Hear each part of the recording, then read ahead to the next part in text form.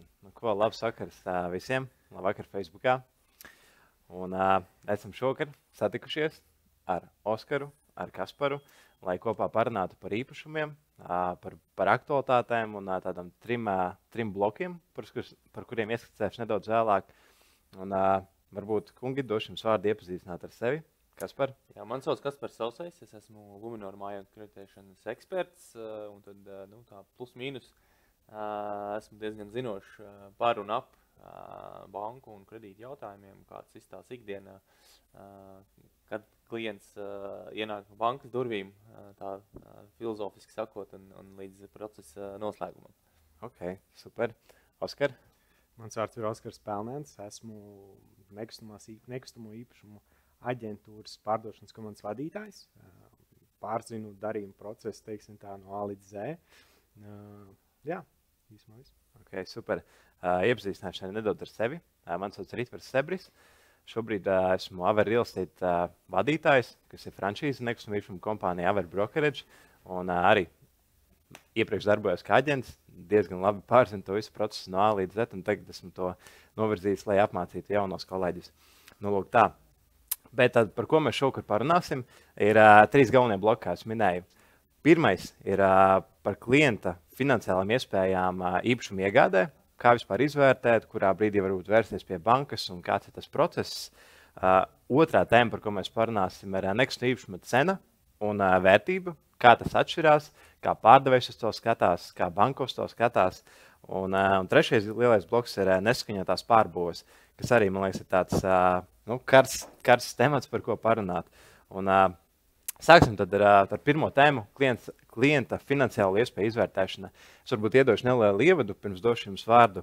Un, teiksim tā, ko mēs nereti dzirdam šajā jomā, ir tas, ka īpašnieki, kuri pārdod īpašumu, bieži vien sūdzās, kad atnāk pircējs, viņš velta laiku, tērē, pēc tam kaut kur pazūd, pasaka, ka nav varējis dabūt bankā kredītu vai kaut kāds cits iemesls, un tad pārdevējiem rodas iespējas, ka teiksim, tā banka jau vai nu slikti kreditē vai vēl kaut ko, un tad tāds iespējas esmu dzirdējis. Un tad mēs varbūt gribētu šim iziet cauri, apskatīt, vai tiešām tā ir. Un es varbūt, Oskar, tev iedošu vārdu, lai tu iedod kādu reālu piemēru, un pēc tam izdiskutēsim tam cauri. Paldies par vārdu, Ritvar. Jā, protams, bieži vien gadās tā, kad īpašnieks ir nolēmis pārdot savu nekustamo īpašumu un atrodas pircējs, kas ir gatavs iegādāties par šo summu. Viņi attiecīgi ir noslēguši kaut kādu vienošanos, tad, teiksim, šajā gadījumā tā varētu būt roksnaudas līgums, un tad viņš iemaksā kaut kādu summu. Un tikai pēc tam viņš sāk domāt par to, ka, hei, man taču vajadzēja aiziet uz banku un apvaicāties, vai man vispār ir kaut kādas finanšu iespējas. Un ir gadījies tā, ka viņam nav šīs finanšu iespējas, un nauda jau ir iemaksāta, un naudu nevar atgriezt. Un tas nozīmē, ka viņš jau ir pazaudējis kaut kādu savu naudu, tīri tās kļūdas dēļ, kad viņš nebija aizgājis uz banku iepriekš. Es varbūt gribētu pajautāt Kasparam, kurā brīdī tad varbūt klientam vislabāk vajadzētu vērsties pie bankas, lai nenotiktu šādi gadījumi, kā Oskars saka? Es domāju, ka šeit jau tas pirmais reiz tāds praktiskais padoms latvietim, ja? Vērsies bankā pirms tu tādā mirklī, kad tu sāc domāt un esi ceļā uz to ideju. Ja? Šeit ir ļoti labs piemērs, kā nevajadzētu darīt. Ja? Tā nedaram, iztērējam laiku un enerģiju pat tajā situācijā, kad klientam šķiet, kad man viss ir kārtībā un viss ir forši un tur nevajadzētu būt nekādām problēmām, uz banku jāvērš ļoti laicīgi. Ja? Šeit ir divi iemesli kādēļ. Pirmais iemesls vienkārši laika ziņā.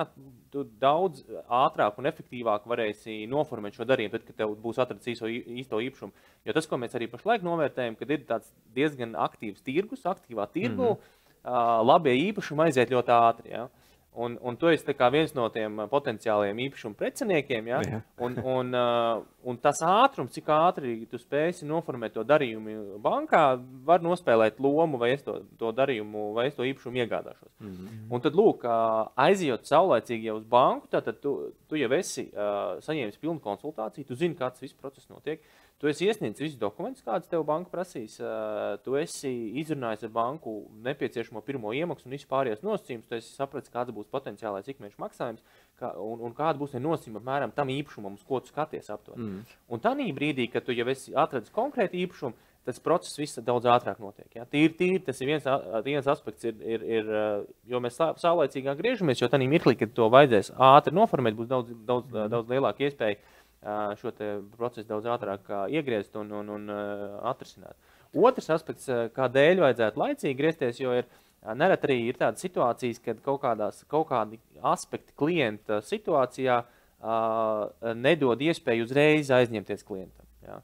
Vai nav pietiekama pirmā iemaksa? Ja? Tur saprotam, ka tā pirmās iemaksas, kas nekā varbūt klients bija iepriekš domājis vai kaut kādā veidā bija sapratis, kad viņam vajadzēs, tā pieņēmis, ka viņam vajadzēs mazāk pirmo iemaksu, izrādās īstenībā, ka tā pirmās iemaksas apjoms ir lielāks nepieciešams.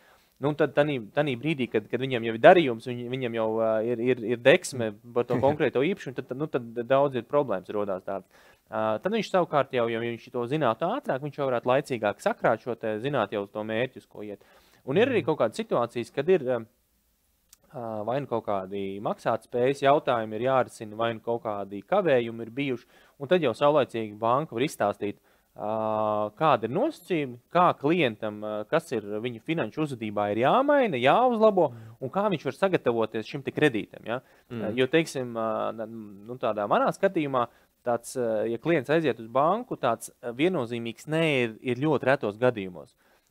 Tas nozīmē, ka tāds viennozīmīgs nē ir tikai tad, ja klientam tiešām ir ļoti būtisks problēmas vai būtisks kaut kāda kredītvēstures jautājuma vai ienākuma nav, vai kaut kādas citas būtiskas lietas. Visos pārējos gadījumos, principā tas, ko bankas tas uzdevums ir, ar klientu kopīgi izrunājot, salikt tādu plānu, kā tad klients var nokļūt līdz kredītam. Ja? Teiksim, skatāmies, ja maksātspēju pašlaik ir pamācu, skatāmies tad divi virzieni. Vai nu ienākuma pusi, kas notiek ar ienākuma pusi, vai saistības. Skatāmies, teiksim, kādas ir saistības, cik ilgi jāmaksā, kādas jāmaksā, varbūt mērķiecīgi, varbūt ir kaut kāda kredīta, kur īsāks termiņš beidzās, vai nu mēs varam pirmstermiņā dzēst kaut ko papildus maksājumiem, lai tādā veidā atbrīvot kaut kādu papildus vietu. Vai arī vienkārši gatavojamies, kad man vēl atlicis varbūt kaut kādam mašīnai tur maksāt diezgan lielu maksājumu pret maniem ienākumiem, bet man vēl palicis gads, ja? Pašlaik es krāju visu naudu tam īpašumam, un tad es nolieku sevi jau domās, ka pēc gada es to darījumu veikšu, un apmēram pēc gada es varēšu veikt. Un tā ir tāda ļoti veselīga situācija, laicīgi vēršamies bankā, ietaupam gan laiku, tad, kad tas īpašums būs atrasts, gan arī jau saulaicīgi saliekam to plānu, zinām kādi nosacījumi un arī jau daudz efektīvāk. Un vēl tā trešā lieta, ko varbūt gribēju pieminēt no divām, ir tā, ka bieži vien ir tad, kad klients atrod konkrētu īpašumu un griežās bankā un kaut kas varbūt nav tā, kad uzreiz izdarāms, tas bieži vien nāk ar tādām negatīvām emocijām. Ja? Un tas ir jāņem vērā. Ja klients saulaicīgi vērš, viņš jau ir lietas kursā, viņš jau tādu plānveidīgi to virzību uz to īpašumu aiziet, bet, ja savukārt viņš atradz īpašumu un kaut kas līdz galam, teiksim, nenotiek sadarbībā ar banku, tad uzreiz klients paliek tāds, varbūt tāds uzreiz tāds neapmierinātāks, jo viņš ir tā kā iededzies par to īpašumu. Kas varbūt, ja tā kā drīkst zināt, kas ir tie, teiksim, tā varbūt signāli, pie kuriem, ne signāli, bet tā kā tās darbības, ko varbūt nevajadzētu veikt, lai tu neieši pats savu kājā, pirms tu vērsies pie bankas, ja tā kā to drīkst zināt. Ne, kopumā jau tas nav nekas slēpjams un tas nav nekas jauns, tās ir pamatlietas. Tātad, ko banka vērtē? Banka vēlās iegūt pilnīgu informāciju un bankai arī pienākums iegūt visu informāciju, kas saistīta ar klientu finansiālo veselību. Ja? Tātad, tas ir ienākumi, tās ir saistības, tie ir kavējumi un tie ir kaut kādi citi aspekti, citi būtiski aspekti, kuri var ietekmēt klientu spēju iedot šīs uzņemtās saistības. Un tad ir vēl kaut kādi, citi, aprēķini un kalkulācijas, kā tad tiek aprēķināta šī maksimālā summa. Arī pie tādiem praktiskajiem padomiem latvietim ir tādi, pieņemsim, ļoti rūpīgi jau no pirmās dienas, ka mēs uzņemamies kādas saistības par telefoniem, internetiem, ļoti uzņemamies viņus ar pilnu atbildību. Ir bijušas tādas vēsturiskas situācijas, varbūt īstenībā pēdējos gados mēs ar to saskaramies varbūt mazāk, bet bija tāds laika posms, kad es īrēju dzīvokļus, pieņemsim, ja ievācos kādā dzīvoklī, noslēdzu internetu pakalpojumu līgumu, kāds cits mans draugs paziņa ievācās šī dzīvokli, es pārvācu uz citu dzīvokli, un tad es atdodu līgumu, reku maksā katru mēnesi uz to kontu, un reku baigi labais internets, un viss būs forši. Un tad tur atkal pamainās tie cilvēki, un kāds no viņiem sāk nemaksāt. Ja? Un tādā mirklī tā ir tava kredītvēsture. Ja? Tā ir tava kredītvēsture, kur tiek sabojāta. Ja? Un dažreiz pat liekas, ka tādi nelielas situācijas, nelieli sīkumi, tomēr viņi tiek vērtēti diezgan nopietni. Ja? Un tas ir tāds, tā vienlieta, bet visiem maksājumiem, neatkarīgi no tā, kādi tie maksājumi ir, vai par telefonu, internetu, par visiem pakalpojumiem, kas ir jāmaksā laicīgi, savlaicīgi, jo dotajā brīdī tā informācija, tā pieejamība diezgan liela. Ir kredīta informācijas birojs, kurš apvieno visu informāciju, un tur var redzēt visdažādāko informāciju. Ja. Un būs ļoti nepatīkama situācija, ka kaut kāds tāds, aizmirsts vai tāds novērtā, pamests kaut kāds rēķins, tomēr kaut kur izlīdīs un kaut kādā tādā situācijā būs pa viņu jārunā. Ja. Nevarēs iegādāties savu tā vēlamo īpašumu. Jā, diemžēl var tā gadīties, ka kaut kādi salīdzinoši nelieli maksājumi var tādā ilgtermiņā ietekmēt to situāciju. Pat varbūt ne līdz tādam līmenim, ka banka teiks, ka mēs neesam gatavi tevi finansēt. Bet principā tādā līmenī, ka banka piedāvās varbūt ne pašus labākos nosacījumus. Ja? Tāda arī var būt situācija, ja? Teiksim, kad banka vērtēs to darījumu tā mazliet riskantāk. Ja? Tas nav, teiksim, kā tu kreditētu klientu ar teicamu maksātspēju un teicamu kredītvēsturi un bez nekādiem šiem te ierakstiem. Tad, ja finansēt, var būt situācijas, kad finansē klientu ar tādiem ne pašiem labākajiem nosacījumiem, kas ir pieejami. Oskar, varbūt to var vēlas iedot savu komentāru. Es dzirdēju par to, kad jāgriežas ir pie bankas, tad, kad ir jāsastāda, teiksim, tas plāns, kas būtu tas pareizais scenārijs, bet vienkārši novērot tas, kas notiek patreiz tirgu, ir diezgan augsts pieprasījums pret īpašumiem. Tas nozīmē, ka cilvēki viņi pieļauj šīs kļūdas, jo baidās, ka viņi nepaspēs. Viņi tāpēc arī noslēdz vairāk tās rokas naudas un pieļauj šīs kļūdas. Bet, kā Kaspars teica, kad vēlams būtu iziet cauri tiem soļiem, lai nesanāk pazaudēt naudu beigās. Jā. Es vēl ieviesīšu tādu pozitīvo stariņu, ir tas, ka manā praksē arvien vairāk un vairāk cilvēki tomēr sāk vērsties vispirms pie bankas un sāk noskaidrot savas finansiālās iespējas, jo tiešām tā iespēja palaist īpašumu tagad garām ir daudz lielāka nekā iepriekš. Tālūk. Īsa pauzīte. Ja jums ir kaut kādi jautājumi, jūs droši uzdodiet čatā. Oskars, Kaspars vai es noteikti centīsimies atbildēt, bet mēs ejam tālāk uz otro bloku, kas ir nekustamo īpašumu cena un vērtība. Es varbūt labprāt nedaudz ieskicēt tādos lielos vilcienos, jo tur ir tā kā neliela atšķirība. Un, kas ir tā lielākā atšķirība starp īpašuma vērtējuma cenu un par tirgus cenu? Ir tas, ka vērtējuma cena tā ir pagātnes veiktie darījumi, kas tā kā, veido to kopsumu par kādu vērtētājs var novērtēt īpašumu. Atkal tirgus cena, tas ir jau reālā, arī, protams, bijusī pagātnes situācija, plus vēl ņemot klāt šī brīža reālo situāciju. Un, Oskar, varbūt tev var iedot arī piemēru šim gadījumam, un tad labprāt arī uzklausīsim tālāk arī Kaspar viedokli. Protams. Mēs zinām visi, pirms mēs iegādājamies īpašumu, mums ir nepieciešams vērtējums, lai mēs zinātu, kāda ir reālā īpašuma cena. Kā tu teici, Ritvar, tas sastāv no iepriekš veiktiem darījumiem, kas līdzinās noteiktam dzīvoklim vai īpašumam. Un, attiecīgi, tā tirgus vērtība ir, kad mēs ņemam vēl tagadnes kaut kādus notiekošos darījumus, kas ir pieejami dažādos sludinājumu portālos. Un tad visbiežākais scenārijs ir tāds, ka cilvēkam, parastam latvietim, viņam nav pieeja, tai pašai cenu bankai, kur mēs varam redzēt notiekošos, pagājušos darījumus. Negribas arī tērēt vērtētājiem naudu. Tieši tā, viņš iet ss.com, viņš apskatās, kaimiņš pārdod par tādu summu, par 60,000. Tas nozīmē, ka es pārdošu savu īpašumu par 62,000. Jo man liekas, ka manējais ir nedaudz vērtāks. Un, respektīvi, viņš arī gluži neiedziļinās iekšā. Jo, kā mēs darām, mēs arī skatāmies to pašu, sludinājumu, bet mēs tur piezvanīsim, mēs apvaicāsimies, kā viņam sokās ar pārdošanu. Un beigās var izrādīties tā, ka viņam neiet tā pārdošana. Viņam nav īsti zvana, viņam nav īsti nekādas intereses, un tad līdz ar to viņš ir iestrēdzis tur, un tas jaunais pārdevējs tagad pārdos to savu īpašumu par 62,000, viņš atkal tur iespēj. Un, protams, ja pat atrodas pircējs, kaut kādu iemeslu dēļ atrodas tas pircējs par 62,000, vērtējums tomēr atšķirās un tā starpība ir jāizlīdzina. Un, ko arī, manuprāt, šobrīd daudz cilvēku nelīdz galam izprot, īpaši tie, kas šobrīd pirmoreiz pērk īpašumu, ir tas, ka, ja īpašuma vērtējums ir zemāks nekā tā cena, ko grib pārdevējs, tad nāksies vien piemaksāt no savas kabatas. Varbūt tu, Kaspar, var iedot savai viedokli par šo, cik vispār bieži tā gadās, un ko tu teiksim tā ieteikt šādās situācijās?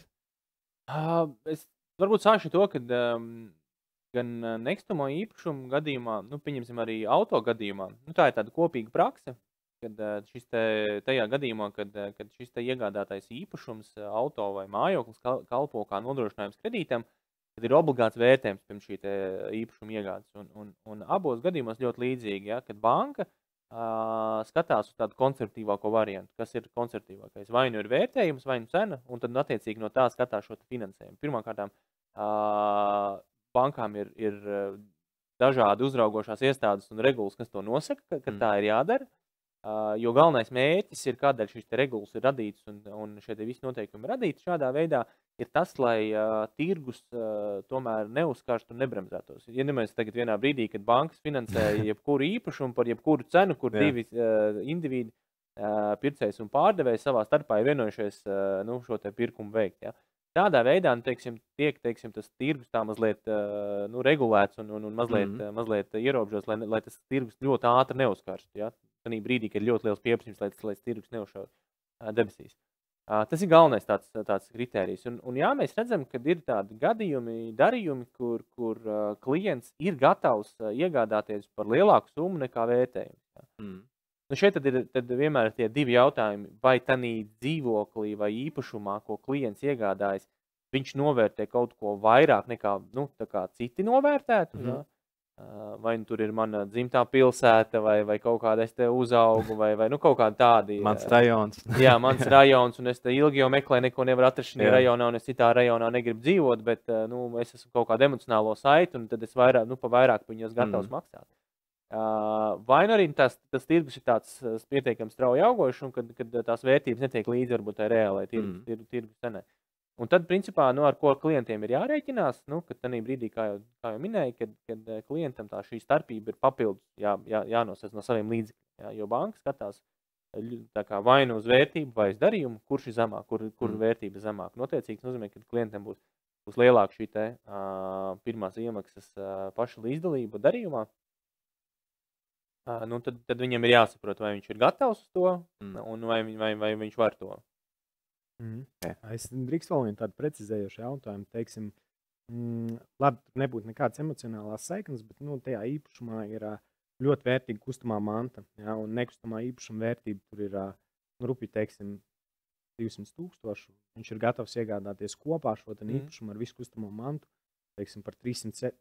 Es teicu 200,000 vai 300? 200. Viņš ir gatavs iegādāties par 270,000.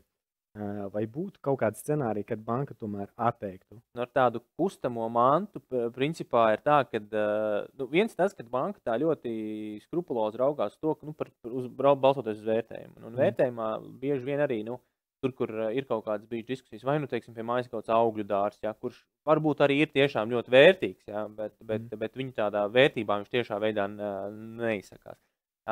Ja īpašumā ir iebūvētās mēbeles, droši vien tas tā paceļ to tirgus vērtību, ja tās ir tādas mēbeles, kuras viņš šodien ir un rīt vairs nav, tad tās mēbeles visticamāk vai kaut kādas iekārtas, viņas visticamāk to īpašumu tirgus vērtību tā tiešā veidā neietekmē. Arī par to augļu dārzu. Jā, tas tā ir, kad viņi ir vērtīgi, viņi ir nozīmīgi, bet tirgus vērtībā varbūt viņi tā ļoti neatspogļojas, jo, teiksim, tas tāds ļoti specifiska lieta un specifisks jautājums. Tas, ja tā salīdzina auto, tad auto mēs varētu iedomāties tur tāds kaut kādi īpaši diski vai ātrums pārslēga kaut kāds uzlikas vai stūris kaut kādu pūciņu virsū, ja, teiksim, kaut kādu līdzīgi. Kā pārkāp citu mašīnu, tad paņem to līdzi un mašīnas to vērtību tirgu, principā viņš tā ļoti būtiski neietekmē.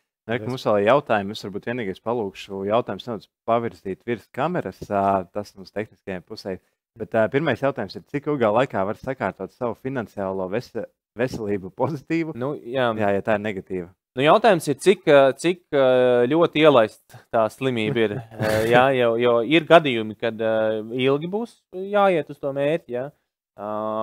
Ir gadījumi, kad diezgan ātrā laikā to var. Jā. Jo ātrāk identificējam problēmu un tā slimība ir mazāka apmērā bijusi, jo ātrāk viņu var sakārtot, jo lielāka šī problēma ir bijusi un jo tālāk aizlaista, tad principā ilgāk jāiet uz to. Nu, principā Latvijas mērogā, kas ir tāds no kredīta vēstures vislielākais un viens no viskritiskākajiem šiem te rādītājiem ir Latvijas bankas kredītu reģistrs. Un principā, ja ir kavējums šī reģistrā, nu, tas ir ļoti, ļoti nozīmīgs signāls. Tad tas ir 100 dienu kavējums kādā no Latvijas kredīta iestādēm par izsniegtu kredītu. Jā. Un tas ir viens no tādiem būtiskākiem, nu, tādiem kritiskākiem sarkanajiem karogiem, ja, teiksim, finansēšanas gadījumā. Tas nozīmē, ka kādā no bankām šis klients nav maksājis 3 mēnešus pēc kārtas.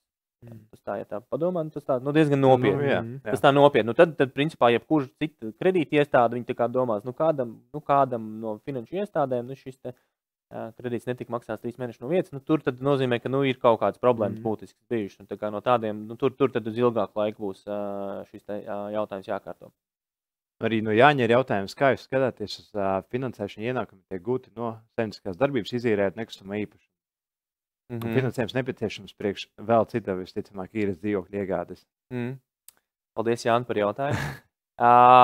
Šādus gadījumus bankas vērtē ļoti konservatīvi. Ja mēs skatāmies, ka, teiksim, ir dzīvokļi, ir ienākumi, un tad tos ienākumus liek atkal, lai nopirkt nākamo, principā tās ir kaut kādas daļa mācības, varbūt no iepriekšējās lielās krīzes, kad ļoti strauji augot tirgumu, nu, teiksim, bija tā kā uzbūvēt tādu struktūru, kur katrs tas īpašums ģenerē kaut kādus ienākumus, un ar to ienākumu ģenerēšanu nākamajā var paņemt nākamo kredītu.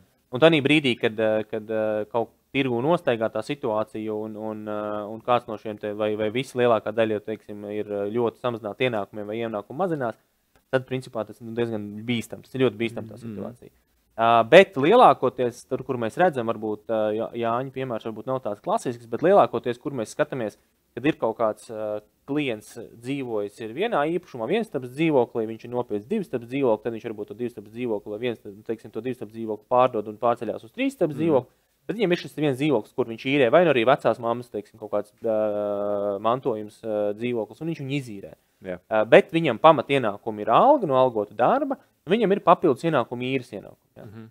Ir arī likumdošanā noteiktā kārtība, kādos apjomos tur ko drīkst ņemt vērā, tieši tā iepriekš minētā iemesla dēļ, bet principā ir kaut kāds apjoms, ko no šī te apjoma mēs bankas var vērtēt, ņemt vērā, ja? Bet, teiksim tā, ka pilnā apmērā un tikai uz īres ienākumiem, nu, tur būs diezgan sarežģīti to darījumu strukturēt. Ja? Bet kā papildus ienākumi nepilnā apjomā, to banka vērtēs. Ja tas ir priekš biznesa, tad tā skrupulozāk, ja tas ir kā standarta latvietim, tad... Jā, ja tie ir papildus ienākumi standarta latvietim, tad vērtēs samazināt apjomā, ja biznesam, tad tas būs ļoti izaicinoši. Okay. Nu, labi, es domāju, mēs iesim uz priekšu. Mums ir palikusi, teiksim, tā trešā tēma, kas arī, man liekas, tāda kuteklīga tēma, nesaskaņotas pārbūves. Un arī atkal sākumā stāsts no mums.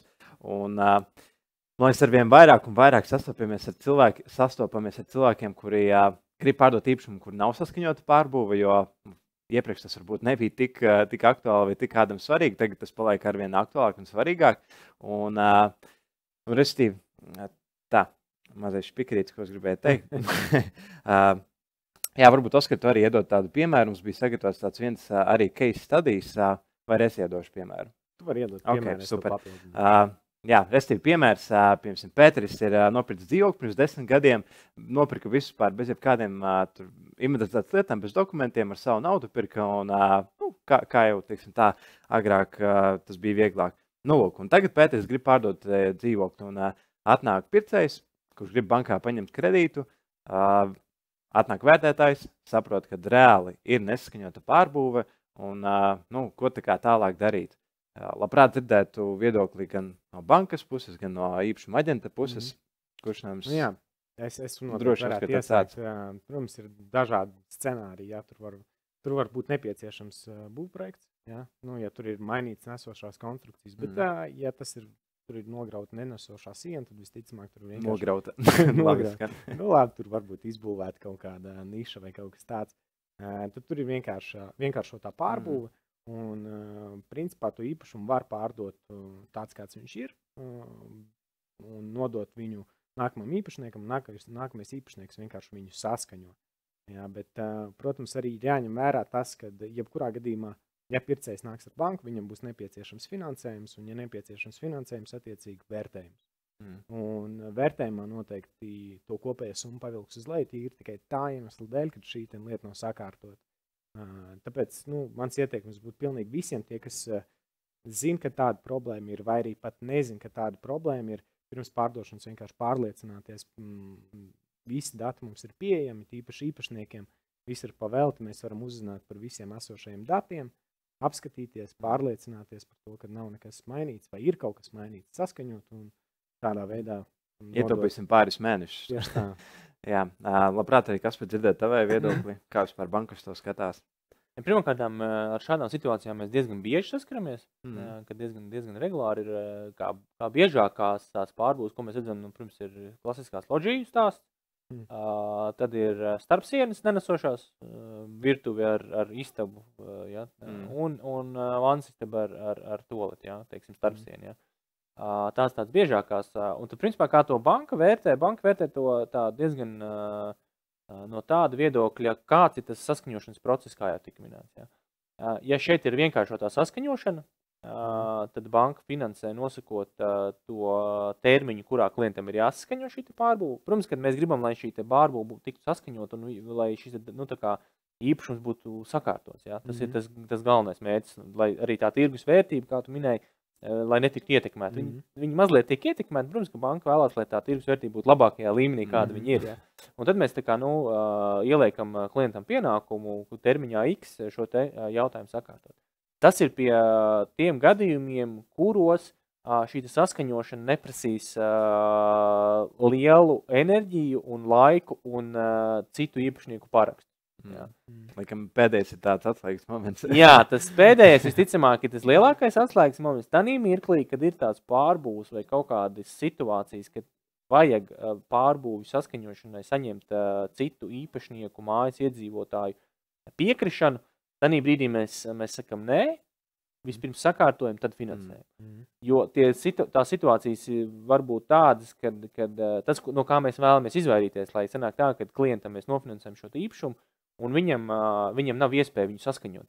Viņam nav iespēja vairs legalizēt šo te pārbūvi, jo kaut kāda iemesla dēļ vai apakšējais kaimiņš nepiekrīt, vai kāds cits nepiekrīt. Un tad, kas notiek? Klients arī ir nonācis tādā ķīlnieku lomā. Banka ir iedevusi kredītu, izsniegusi kredītu, tur grafiks ir skaidri zināms ar konkrētu ikmēnešu maksājumu. Un tad viņš nevar saskaņot pārbūvi, viņam būvvalde var uzlikt lielo nodokli, ja? Un viņam pēc būtības ir jāatgriež šīs dzīvoklis iepriekšējā stadijā. Un tad tas sanāk, es esmu nopircis labu dzīvokli, labu remontu, un man vēl tagad ir jāuzliek starpsiena un tur durvis jāuztais. Ja? Tāda ļoti, ļoti nepatīkama situācija. Ja, teiksim, tāpēc mēs tādos gadījumos sakām, vispirms saskaņojam, tad finansējam. Es ļoti labi arī sapratu, kā bankas pusi, jo pats arī esmu iesaistījies parakstu vākšanas procesos. Ir gadījumi, kas bijuši veiksmīgi, un ir gadījumi, kur apstājas ar vienu parakstu, un cilvēks iespītējas, un tur, lai vai ko viņa piedāvātu, atbildē ir nē. Un tad ar to arī viss apstājas. Viens varbūt arī ne tas, kad kāds obligāti būs pret, ja? Jo viens tas, kad pirmais tehniski savākt šos parakstus, kāds, kur atrodas ārzemēs, tad ir kaut kādas mantojuma lietas, bieži vien ir tie situācija, kad tanī dzīvoklī tur ir mantojuma lietas, un tu īsti nezini, no kur tad īsti tagad tur vajag to parakstu iegūt. Un būsim objektīvi, kā tas dzīvē arī bieži vien notiek. Teiksim, ja mēs runājam par tādām padomju laika mājām, kur bieži vien šāds pārbūves tiek veikts, ir arī kaut kāda daļa iedzīvotāji, kur ir vecāku gadu gājumi, un viņi ļoti skeptiski raugās uz jebkādu parakstu uzlikšanu, tā līdz galam neapzinoties, par ko iet runa. Ja? Un tad viņi var arī tā tīri, vienkārši mīļa drošības labad tā kā neparakstīt neko, un tad, principā, process apstājas. Jā. Mums arī ir bijuši tāds stāsts, ka kad teiksim, no bankas viedokļa, bet paziņu lokā, kur arī ir līdzīga situācija, kad iegādāja šo te dzīvokli, un tad konstatēja, ka īstenībā tur ir vajadzīga saskaņošana. Un tad gads tikai, lai savāktu visus parakstus, tas tāds vēl diezgan labi, ka izdodas beigās to parakstu savākt. Tas ir tāds, diezgan tāds piņķerīgs process varbūt, jā. Un tādēļ varbūt no vienas puses arī ir reizes, kad arī bez bankas līdzdalības tā kā klientam it kā šīs te vērtējums nav obligāta prasība, jā, viņš var tā kā nopirkt par kādu cenu, viņš vēlās, ja viņam ir pašu finansējums, bet tas vērtējums bieži vien tāds, labs tāds palīgs un draugs, tīri uztaisīt to vērtējumu, un tad varbūt tās vērtējuma izmaksas varbūt kaut kādā situācijā ļoti atsvērs to aspektu, kas parādīsies no tam īpašumam. Ja? Jo, teiksim, vērtējumā tā informācija tiek atspoguļot un parādīt varbūt tās lietas, ko tu pats varbūt ikdienā nestrādājot šī jomā, varbūt, ja tu tā pēc pats to īpašumu taisno no pārdevēja, kur tu vari tā kā jā, profesionāls atnāk pārbauda visu, gan datubāzēs, gan vispār kopumā novērtē. Tā tas ir. Protams, varbūt es tā piemetīšu klāt, kas ir tāds vēl viena interesanta lieta, kam vajadzētu pievērst uzmanību. Tur kaut kāds vienkāršotās, tur saskaņošanas, bet citreiz gadās tā, ka tur sanmazgals ir pārnests visam uz citu vietu. Un tad tur tiešām varbūt pat tas nav kopīpašums. Tur jebkurā gadījumā būs nepieciešams apakšējā kaimiņa paraksts. Un nav slikti citreiz pat varbūt paņemt savu kaut kādu būvinženieru līdzi apskats laikā. Vai arī, ja tu esi konstatējis, skatoties uz datiem, kad tā mums sanmazgals sanāk te pēc datiem, patiesībā mums ir te. Tur izrādās apakšējiem kaimiņam ir viesistām. Tas varētu būt viens no smagākajiem variantiem, kad sanmazgals ir virs dzīvojamās zonas. Jā, tas varētu būt viens no smagākajiem. Man pašam vēl tāds jautājums, vai tas kaut ko maina, ja dzīvoklis ir kopīpašumā, vai tas kā atsevišķs īpašums, vai banka arī kaut kā citādāk uz to skatās? Kopīpašums droši vien tā ir ļoti liela atsevišķa tēma. Kopīpašums ir ļoti piņķerīgs, tad, kad kaut ko vajag mainīt un darīt. Jā. Un tad to pašu pārbūvu gadījumā principā uzreiz nozīmē, kad ir jāsavāc pārējo īpašnieku piekrišana. Ja, teiksim. Ja atsevišķi dzīvokļu īpašumu gadījumā ir tā, ka visticamāk būs jādabūna apakšējā kaimiņa piekrišana, kad viņš piekrīt, kad virs viņa viesistabas būs ūdens trūba, ja? Tad kopīpašumu gadījumā tur būs daudz plašāk šī akcija jāizvērš. Kā banka to skatās, tas ir sarežģītāks tas īpašumu veids, īpašumu forma. Banka vienmēr arī vēlās maksimāli atbalstīt to klientu ceļā uz jaunām mājām, un mēs finansējam šādus īpašumus. Protams, ka tur arī jāskatās, kā ar tām daļām ir, vai tās daļas tur ir precīzi dabā un dokumentos un tā tālāk. Teiksim, ir kaut kāda specifika, kam tad banka vēl papildus pievērš uzmanību, kas tie riska aspekti. Bet principā banka finansē, bet tā, teiksim, tas ir tomēr īpašuma forma ar papildus tādām specifisku kārtību. Jā. Tā ir. Un, teiksim, ja ir kopīpašuma, ir tas koplietošanas līgums, vai tas kaut ko maina, teiksim, visā tajā situācijā? Principā tam mēs tikai redzētu, ka viņš ir jau pēc noklusējuma, ka viņš ir, bet principā